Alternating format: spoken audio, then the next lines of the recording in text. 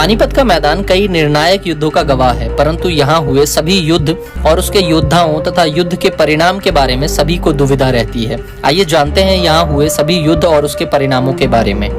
जैसा कि आप सभी जानते हैं कि महाभारत का युद्ध कुरुक्षेत्र में लड़ा गया था, जिसमें पांडव विजयी हुए थे, जिसके बाद उन्होंने कई शहर बसाए। उन्हीं में से एक शहर है पानीपत। पांडवों के काल में इसका नाम पांडुप्रस्थ था। समय के साथ इसका नाम बदलकर पानीपत रख दिया गया और आज हरियाणा में यह स्थित है। जानकारों का मानना है कि अगर भारत के सम्राटों ने पानीपत की लड़ाई में जीत दर्ज की होती तो भारत कभी किसी का गुलाम ना बनता।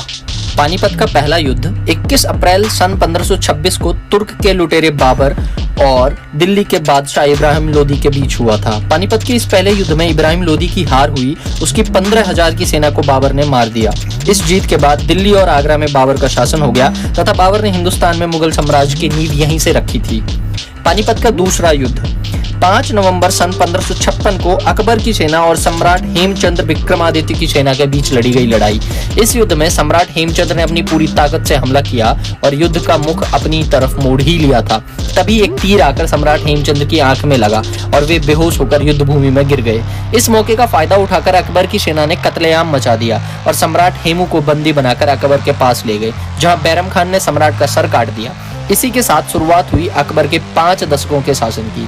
अब दिल्ली और आगरा पर अकबर का शासन हो गया। दूसरी तरफ सम्राट हेमचंद्र के समर्थकों ने जहां पर सम्राट को मारा गया था वहीं उनकी समाधि बनवाई और वह समाधि स्थल आज भी मौजूद है। पानीपत का तीसरा युद्ध सन 1761 में अफगान के आक्रमणकारी अहमद शाह अब्दाली और पेशवा सदाशिवराव के बीच हुआ था। इस युद्ध में मराठा सैनिक पूरे जोश और ताकत से लड़े, लेकिन भारतीय राजाओं ने विश्वासघात किया, जिसके कारण मराठाओं की इतिहास की सबसे बुरी हार हुई थी। पानीपत की इस तीसरी लड़ाई में मराठाओं के हार ने भारत में अंग्रेजों के रास्ते साफ कर दिए।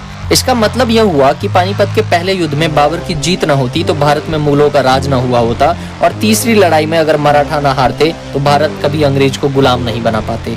दोस्तों, वीडियो को लाइक जरूर करें। मिलते हैं अगली गाथा में, तब तक के लिए चैनल को सब्सक्राइब जरूर कर लें। धन्यवाद, प्यार, आभार।